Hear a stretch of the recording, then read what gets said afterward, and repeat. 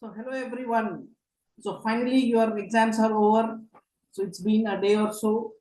So I guess you would have come to the normal level. I do understand that one full year you have studied length and breadth, day and night, and you have taken a lot of sacrifices. You have done a lot of sacrifices, and finally the exams are over. So the main purpose why I wanted to conduct this recall session a day after is because I want all of you to get into senses and relax. So I hope you all would have relaxed and would have understood how the exam was. So dear students, please understand one thing. No matter what has happened in the exam, it's over. There is no point taking any tension for it. And you should really focus on the next activity of your life. So that is extremely important. So the next activity is step by step. First is you should know the answer keys, what went right, what went wrong, that you can start discussing now. But please understand there is no point in going into depression even if you have done some questions wrong. That is human nature. Definitely, no one can get full on full.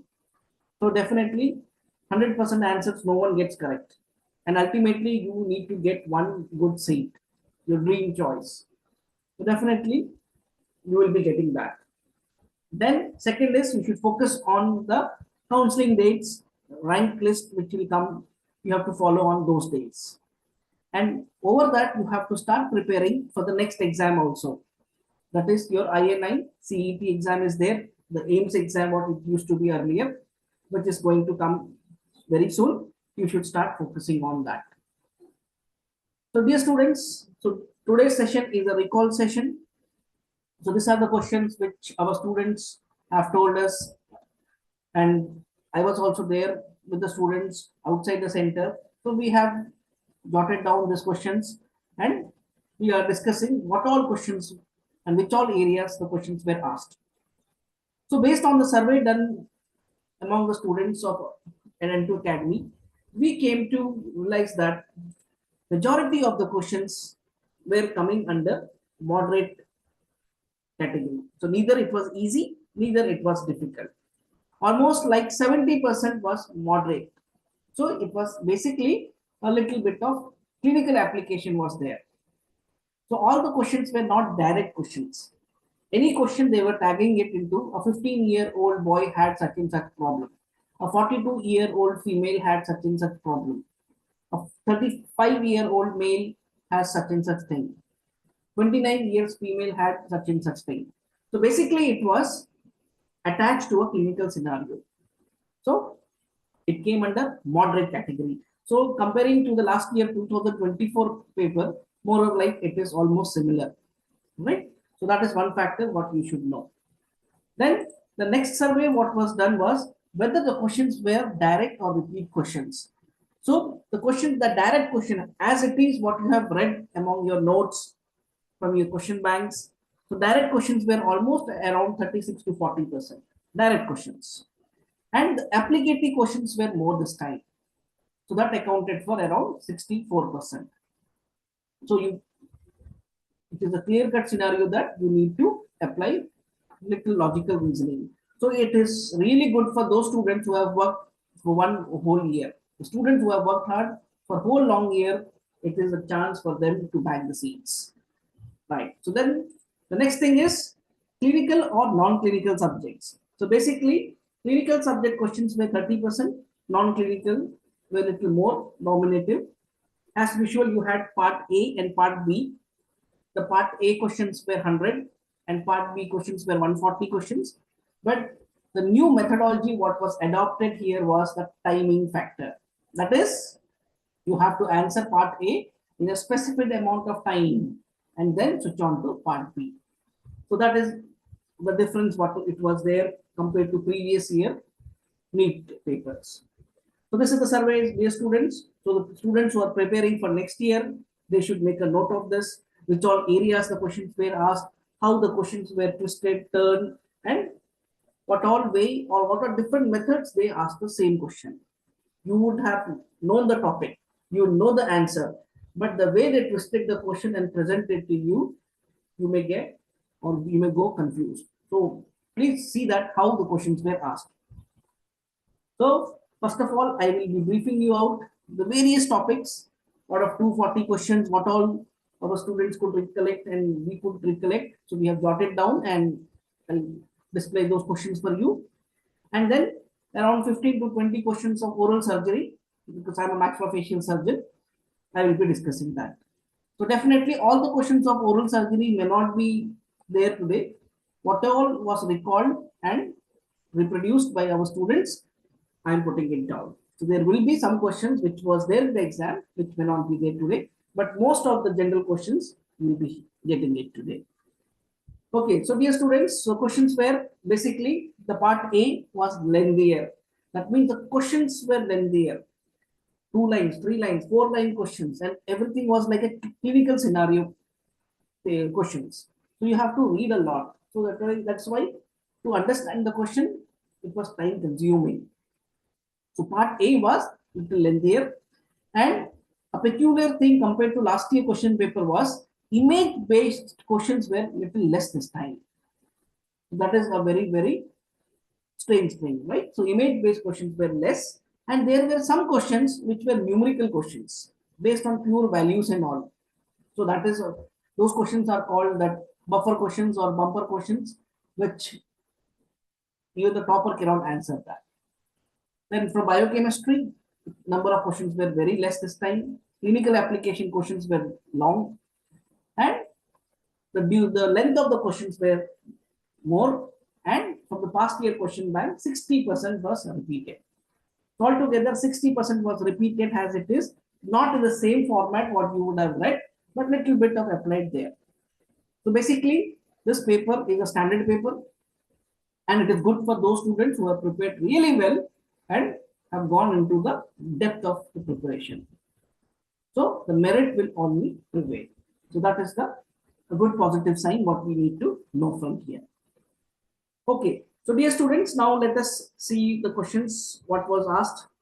So you can go around those topics, right? You can take screenshots, you can go around these topics, see what went right, what went wrong, how you did it. So let's see an overview first, and then we'll go into oral and maxillofacial surgery with discussions. So the first question which was asked, which is a very common question, which is coming from last over so many years, that is implant, based on implant. That is what is the distance between two implants? So basically, the distance between two implants is 3 mm, right? So it's a straightforward question, and it is a numerical question. There are a lot of inter-implant distance, implant to abutment tooth or natural tooth distance, all those things. There's a table over there that the distance between implant and an anatomical landmark or a nerve, how much distance should be there. It's a table out there, which is there in our Edin2 notes. It is there in our all MCQ papers. So this is a very repeated question which has come. I hope most of you and all of you would have got it correctly. That is 3 mm. So these are the topics what I am telling now. You have to read in depth, because if next year question comes, these are the areas. This will become past year questions. So these are the focus area. If you know it, repeat questions if it happens, you will not go wrong. So read implants and all the distance between the implant and the anatomical structures. Next question is sleep apnea treatment. So this treatment was asked as a question. And the next question was correction of cleft lip and cleft palate, the duration, age, at what age cleft lip and cleft palate is treated. So that is Millard's rule of 10 is there. 10 weeks, 10% hemoglobin, and 10 pounds. That is the Millard's rule of 10. So 10 weeks it will start, and the cleft palate repair, cleft palate is up around 18 months. So 10 to 12 weeks to 18 is the answer here. Then drugs for candida.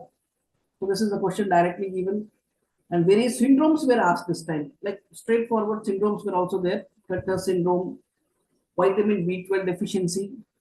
Questions were asked around that. And what do you mean by sunburst appearance? Which all conditions you see that starry sky appearance? So these are all the Direct question from oral pathology, it was asked. Okay, so let's going forward. So this is the list of the questions, dear students. It's really an asset. You can take a screenshot and you can recall all those things. You can go into depth of all these questions, right? So euglycemic caused by which hypoglycemic drug? Then Kennedy's class 3. This is the prosto question. Kennedy's class 3, which type of RPD can be used? So Kennedy's classification and which type of RPD. Then coming to zygomatic fractures, which type of extraoral radiography? So this is from the radiology section. So in zygomatic fracture, which type of extraoral radiography? There is a big table out there in many of the entrance books, especially Dental Pulse. You can go there and see that. Then chin deviation in hemimandilectomy, which muscle gets affected? So this is a question from general surgery and oral surgery also. Then coming from your ortho, Ackermann-Profit classification, the diagram was asked as a question. So please look into depth of this. Nasal fracture best viewed by. So this is the second question from the radiology, which view you are seeing that. Then the next question, caries causing mineral. Which mineral causes caries? So that is the question. Which type of hepatitis is fatal in pregnancy? You should learn about hepatitis now. Mesial development group in which tooth? So this is an ortho question. Fluorosis in permanent incisor is taken place in which age?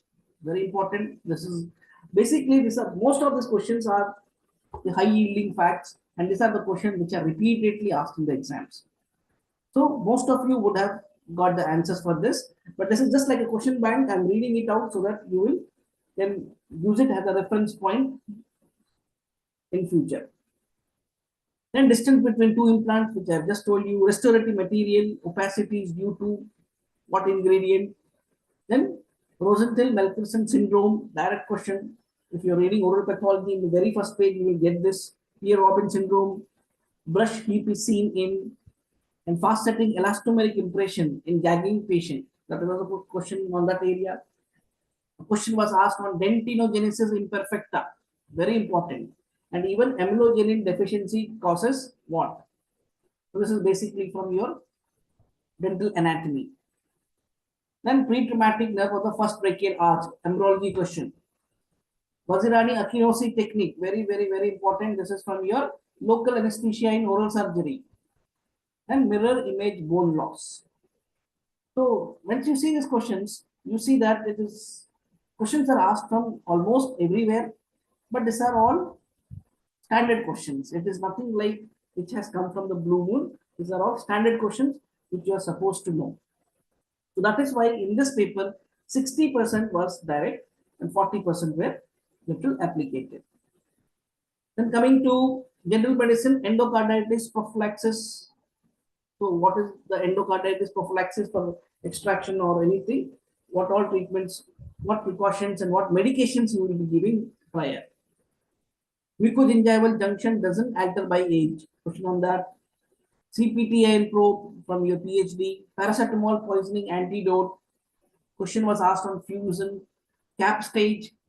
So you see that lot of your oral anatomy is also there. Artery between roof of auriculotemporal nerve. Reason for patient having dyspnea and neck swelling. So neck swelling deglutition question was there. Pleomorphic adenoma treatment in painless swelling. That was the question. Sunburst appearance, which I already told you. And from pedo, psychoanalytical theory was asked. Maxillary arch expansion in adults is by which appliance? So these are all clinical questions. See, now it is looking like one word question, but in the exam, it was asked like a clinical question. A 40-year-old male patient had such and such problem, and what is the diagnosis? So it was framed with a clinical setup. Brushite is seen in prognostic marker for tongue carcinoma. Oral candidiasis is treated by the drug for the candidiasis. Intraepithelial bullae, carbamazepine toxicity, natal teeth treatment in 1-day-old baby. What is the treatment for that? Cyst which encloses crown of canine. A cyst which encloses the crown of canine. What is it called? Extra cusp in mandibular molar is called. These are all simple first year BDS questions, but these were all asked. So you can see that all common general questions, but you should be able to reproduce at the correct time. Storage media for Evel's tooth. Very simple question. Repeated questions in your all entrance book. It is there. Chromosome number of your pre-due cat syndrome. Residual oxygen remover after dental bleaching. So these are some questions which are applicative and little high grade questions, little tougher questions. Vitamin deficiency causing cardiomyopathy. What is Castle sign? Then a scenario was given with 70-year-old after fall down lost his eye vision due to damage of which of the following? Optic tract, optic chiasma, optic nerve. So this is basically visual cycle physiology. From there, this question was asked. Very how beautifully they have framed the question. So all the new students who are going to read for the next, preparing for the next year exam, this is how you should know. This is how the questions are asked. So in local anesthesia, what happens first? Excitation or depression? These things are all there in the sessions of Eden 2. You go to the various faculty classes, all those things are discussed in length and breadth with a lot of highlighters and a lot of importance is given in pointing out this important things. So anyone who would have really studied well and gone through all the sessions and classes, this will be an easy paper for them. Which is dilating instrument used in dental extraction. It accessory cusp in mandibular molars, maxillary centrals and DMFT store. Extraction done in irradiated area causes what? So it causes osteoradionecrosis. So dear student, these are some of the questions, general questions, right, which was asked. So definitely almost like some 80, 100 questions are here right now. And now I will be discussing more of oral surgery questions. Yes. So before that, again, few questions. Most caries prone metal, appropriate method to keep immediately Evel's tooth. It's a repeat thing which I have just explained that. And a 4.5-year-old child have severe crown fracture. He has a vital pulp. What is the treatment? Pulpectomy, pulpotomy. Very common question. And what is the complication of the neck surgeries? Like neck surgery complication after 5 years of surgery. So embolism or shock. So these are the questions what were asked. This is few of the many, right? So let's focus on oral surgery questions now. So some of the questions again I repeat. All the questions of oral surgery is not here. Whatever could be recollected. So I'm just able to present before you.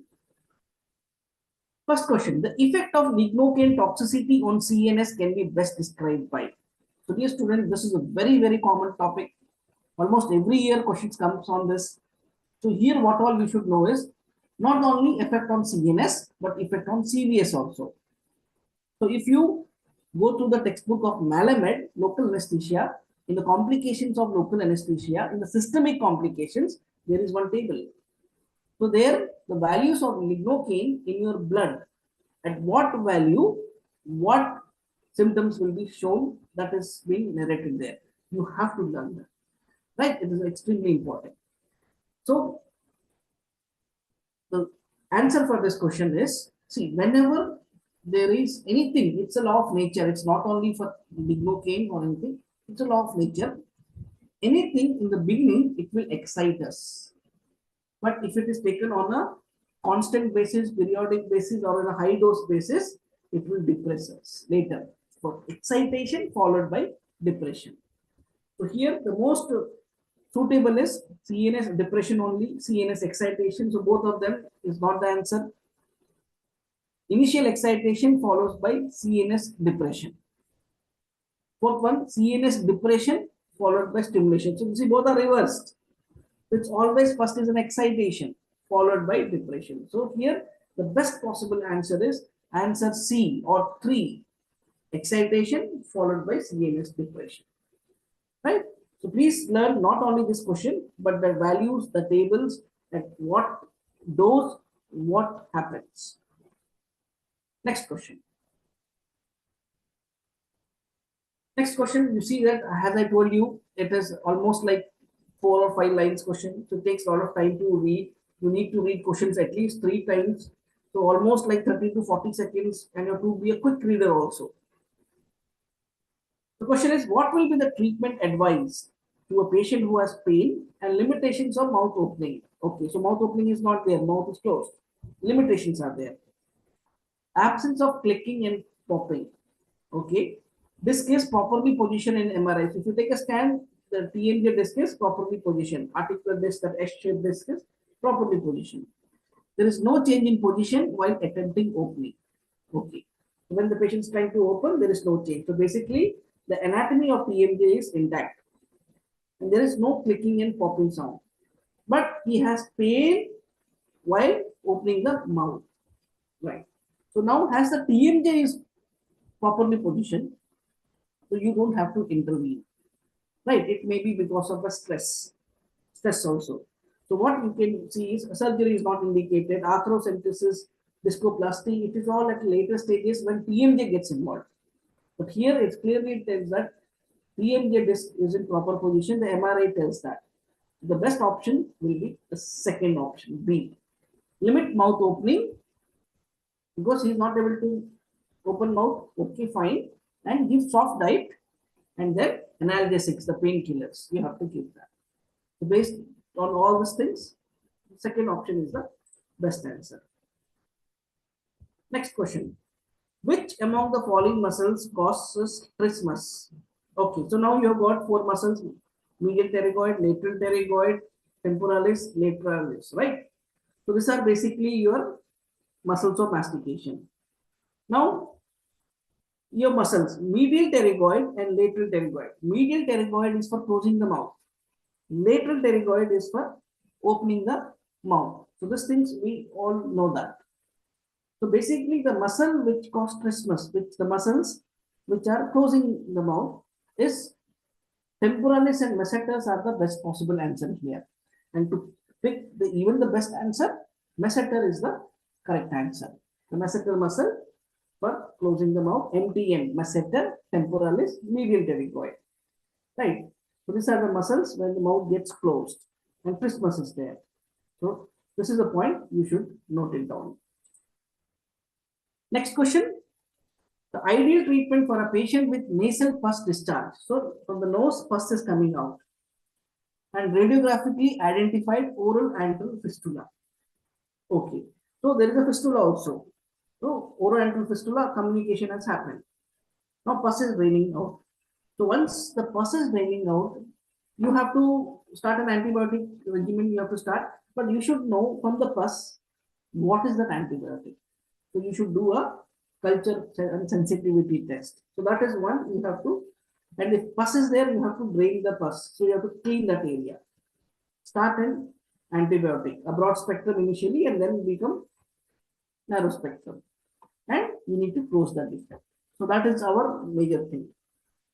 Right. So the options are acrylic plate. Directly you can't close it when there is a pus. Antibiotic coverage and immediate closure. This is not to be considered because if there is an active infection is there, pus discharge is there, and oral fistula is there. Antibiotic excision of the lining, local flap closure. Okay. Titanium mesh, buccal flap, buccal pad closure. Culture of pus, yes. So this is the option. The fourth option is more accurate. See, generally you will feel that all the options are okay, but you have to find the best possible answer. So the best possible answer is culture of pus. You do a sinus lavage, yes, very good. Empirical antibiotic treatment you should start, and spontaneous closure you have to do. So dear students, the fourth option is the best answer according to me. Next question. Time of surgery in cleft lip and cleft palate child. So this is one table what you should learn. This is there in periodontics. It is there in oral surgery. It is there in orthodontics also. So three common places will get this. So this is the time schedule once the baby is born with cleft lip and palate from the general consultation till orthographic surgery if required up to 21, 24 years old the child is. There is a series of activities which needs to be done. So the table you should remember, there is primary alveolar grafting, there is secondary alveolar grafting, rhinoplasty, orthographic surgeries. This all comes later in life. Initial one. So time of surgery in cleft lip and palate. So it's Millard's rule of 10 for cleft lip. should be 10 pounds, 10% hemoglobin, right? So that is what. So 9 to 18 months. So this is the best possible answer for cleft lip and cleft palate treatment. Next question, what was asked was complication that has to be considered for a patient who needs tooth extraction in radiated received area. Okay, so this is a direct question. So you know that if a teeth has to be extracted and you're going to give radiation. So once you give the radiation, what happens? The cellular damage and the tissue damage happens at that level. So there will become that cells area will become hypoxic, hypocellular, and hypovascular. Based on this 3H principle, a condition called as osteoradionecrosis develops. So that is for, these are the keywords you need to catch: radiation, osteoradionecrosis. And the treatment is, you have to give HBO therapy. For osteomyelitis and osteoradionecrosis, you need to give HBO therapy. And for HBO therapy, Mark's protocol you need to follow. In every stage 1, 2, 3, 3R stages are there. In every stage, you will give 60 dives. First will be an introductory 30 dives, and then you will wait and watch the patient. If it is recovering, give the remaining 30 dives. If not recovering, give the 30 dives and bring the patient to stage 2. In stage 2, you do what is that? All the dead bones you need to remove. Sequestectomy you have to do. Give initial 30 dives, do sequestectomy. Then send the patient, again 30 dives you have to give and bring the patient to stage 3R. If after sequestectomy the patient is not getting relief, then you have to do resection and stage 3R reconstruction. So what is this dive? What is this osteoradionecrosis? You should know in and around. So 100% oxygen, 2.4 atmospheric pressure for 90 minutes is one dive. Right? So read in and around osteoradionecrosis. So here the answer is straightforward. First option, osteoradionecrosis. Next question. Choose the right statement in Chamfy's superior border mini plate fixation in angle fracture. So this is basically from the fracture chapters. So we have got a Chamfy's osteosynthesis line. So osteosynthesis line, synthesis is happening there. So that line, if you fix the plate, the stability will be good. The fixation should be or will be good. Right. So Chamfy's osteosynthesis line is the superior border mini plate. It's an angle fracture, mandibular fracture. So it acts as compression band. No. So that compression band is eccentric decompression plates, not the normal mini plates. Lingual nerve injury, no. Resist torsion and combination fracture, never. Provides functionally stable fixation. Yes. So that is the line where proper fixation will take place and it will be stable and all the trajectories are not affecting much in those lines. So that is Chamfy's osteosynthesis line. So similarly, you should know in Leaford 1, 2, 3 fractures also how many mini plates are kept. So this question is basically from mandibular fracture. I'm just telling you in and around how to think in other areas. So the Chamfy's osteosynthesis lines you should know and how many plates. If it is symphysis area, 1 plate. If it is parasymphysis, 2. So like that, based on the line, because the line becomes 2 towards the end. Please learn that and learn accordingly. I'm not going into detail so much because this is just a recall class. So much of explanation is not required. You have read throughout 1 year. There is no point again discussing in depth. So I'm just giving you a clue and leaving you at that stage. Next question, dilating instrument in extraction using forceps. So this question, dilating instrument, okay? So how the dilating instrument? So basically it is the beaks, right? We will dilate that. So that is the answer. Next question, Vazirani-Akinosi technique or nerve block is given for which of the following indication? Now there are two techniques, Vazirani-Akinosi and Gauge technique. So please remember Gauge technique. Gauge technique, G-O-W, O is there, so it is an open mouth technique. And Vazirani-Akinosi is a closed mouth technique. So in case of fractures, trauma, when the patient is not able to open the mouth, Vazirani-Akinosi technique is given with one shot of injection the whole mandibular nerve, all the branches will get blocked. Let's see the options. So Vazirani Akinosi technique is treatment for bilateral mandibular anteriors. No, even posteriors also it will work. Treatment in case of failed inferior alveolar nerve block. That is not the question, because failed inferior alveolar block, you don't have to give Vazirani, it's a closed mouth technique. You can give, but this is okay, but not a very suitable answer as of now. Let us see more. Treatment of multiple teeth in same contact. Yes, that is correct. Treatment of a patient who cannot open the mouth for 4 millimeters. So this is the best possible indication that patient's mouth opening is restricted. It's a closed mouth technique. So here mouth opening is not more than 4 mm. 4 mm is very small. Patient is not able to open the mouth. So then this Vazirani Akinosi technique is indicated. So this is basically from the indications of Vazirani Akinosi technique, they have taken that. Next question. What will be the causative bacteria for an infection in a patient with mandibular angle fracture? Okay, very nice question this is. So a patient met with an accident and infection is secondary. Primary is a fracture, primary problem is a fracture, and secondary to the fracture, there became an infection. So the infection what became is basically of oral origin or restricted to oral cavity will be Streptococcus viridans. So the answer should be, the most logical answer should be Streptococcus viridans, right? So here you can call pyrogens also, you can mark it as an answer. Next question. A patient presents with severe submandibular swelling. So submandibular swelling is there. So this is basically, I think, Ludwig's angina. Swelling is there, trismus is there, and raised floor of the mouth. So respiratory difficulty. Patient will die if respiratory relief is not given. CT reveals severe cellulitis with flex of pus. So a lot of pus is there. So incision and drainage you have to do, but it will take time. First is the breathing. Let's see how it progresses. So which of this would be an immediate next step in the management? Pus culture, there is no time to do that. Life of the patient is more important than pus culture. Yes, you have to do the pus culture, but immediately you have to see the patient. IV clindamycin, yes, that you can do, but that is not an immediate. Life-threatening is respiratory problem. Incision and drainage, yes, you have to do tracheostomy. So the best thing is tracheostomy, airway maintenance, right? So the option here answer will be tracheostomy. So this is basically a clinical question. All the four are there in the management of Ludwig's angina.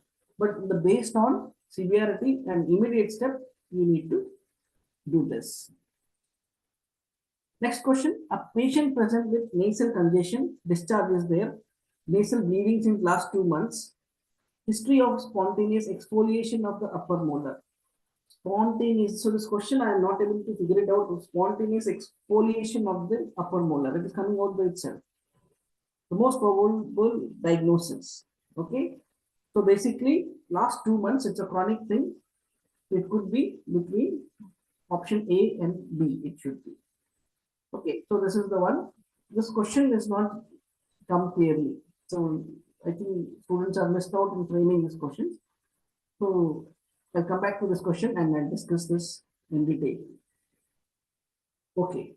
So dear students, this is few questions of the many in oral surgery. So what you have seen this, every question is basically a clinical based question. No one is asking you a direct question, but all these things you have studied. This is all, and most of the questions are from the management aspects. So all the new students who are going to prepare, you have to study the management aspects in really very good fashion. So you should know the order, the priority, which has to be given, what has to be given, right? So the complete management, you should be aware of that. So very soon we will be coming up with a detailed session where other subjects also will be discussing. So overall, dear students, this 2025 exams, so 60% it was direct and 40% applicative, and all the questions were long questions, right? So in the category of the toughness, it comes under moderate category. So focus on your ranks now, what ranks you are getting, see that, attend the counseling, Do not skip the counseling, right? Apply to whichever state you belong to. And please do not leave your preparation until you get a seat. So you should prepare for your state PACs and whichever exams you are applicable. Don't stop. This is just one exam, right? If you get into PAC also, that is great. So wishing you all the very best. Do well and always be in touch. Dear students, good.